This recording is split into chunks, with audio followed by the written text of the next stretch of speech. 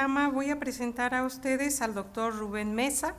El doctor Rubén Mesa es director de la División de Oncohematología de la Clínica Mayo y nos va a hablar, allí tienen ustedes, de los inhibidores de JAK2 para mejorar la supervivencia en pacientes con policitemia vera, mielofibrosis y trombocitosis. Muchas gracias. Pues muchísimas gracias por la invitación.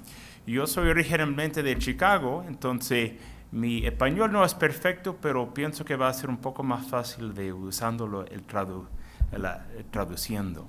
Mi familia es de Cuba, entonces es un español un poco extraño, pero con su paciencia estoy seguro que nos vamos a entender bien.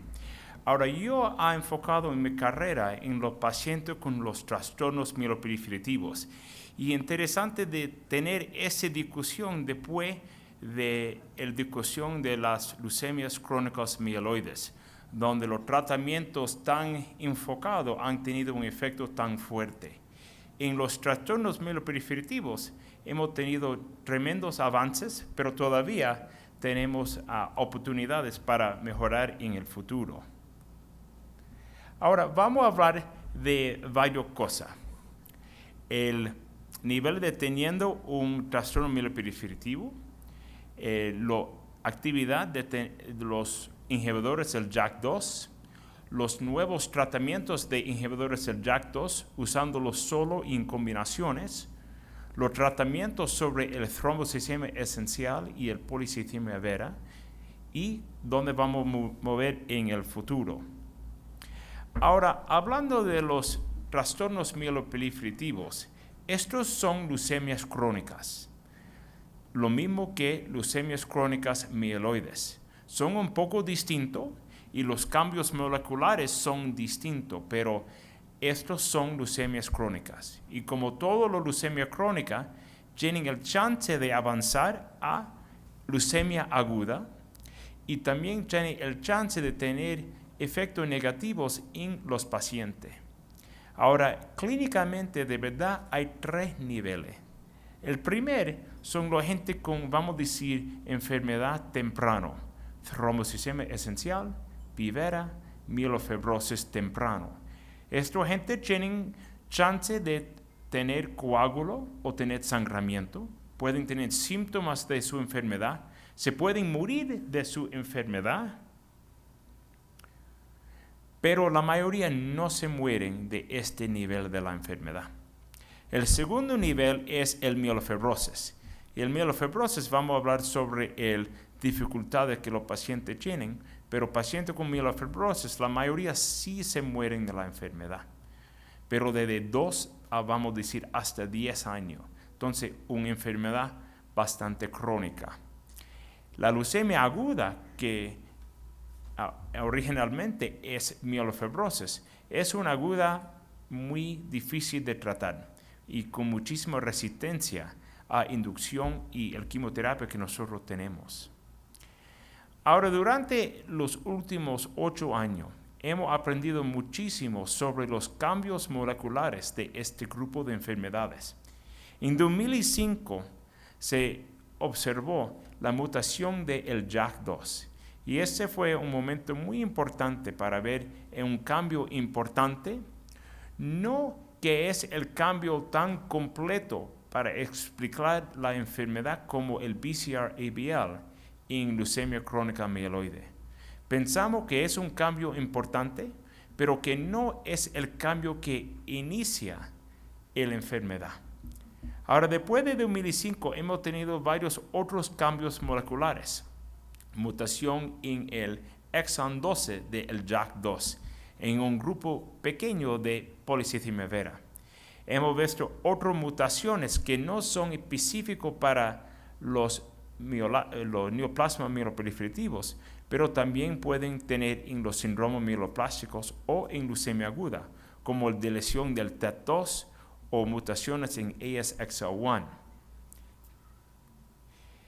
En esta última ASH se reportó una nueva mutación que va a ser muy importante en el proceso de diagnosticar estas enfermedades, la mutación del calreticulin.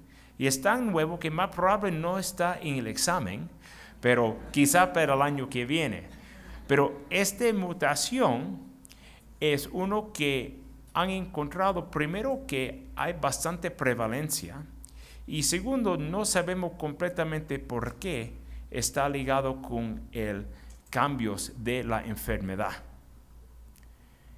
¿Por qué es importante? Es que la mayoría de gente con mielofibrosis y trombocitemia esencial que no tienen la mutación del JAK2, tienen esta mutación en calreticulin. Entonces ahora con estas dos mutaciones vamos a estar con mucho más seguridad si un paciente con trombocitosis tiene la enfermedad o no tiene la enfermedad. Todavía no sabemos si es importante esta mutación para escoger tratamiento o para prognosticar para la enfermedad. Los pacientes que tienen la mutación quizá tienen la hemoglobina un poco más bajo y quizá con un poco más trombocitosis, pero todavía estos datos son bastante tempranos. Se ve que esto es la mayoría de los pacientes que tienen esta mutación tienen un trastorno mieloproliferativo.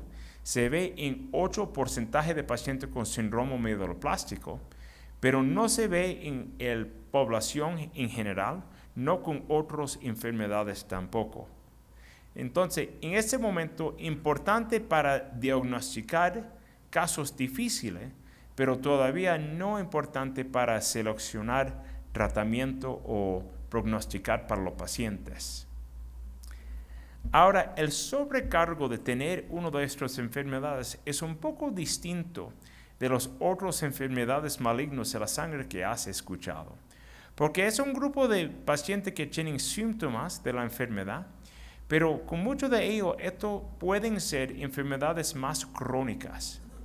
Pacientes con trombocitemia esencial y el P. vera, ellos tienen el riesgo de sangramiento. Tienen el riesgo de tener un evento de coagulación en las arterias y las venas grandes, pero también en las pequeñas. Pueden tener dificultades con dolor de cabeza, con problemas con concentración y con sufrimiento con la enfermedad.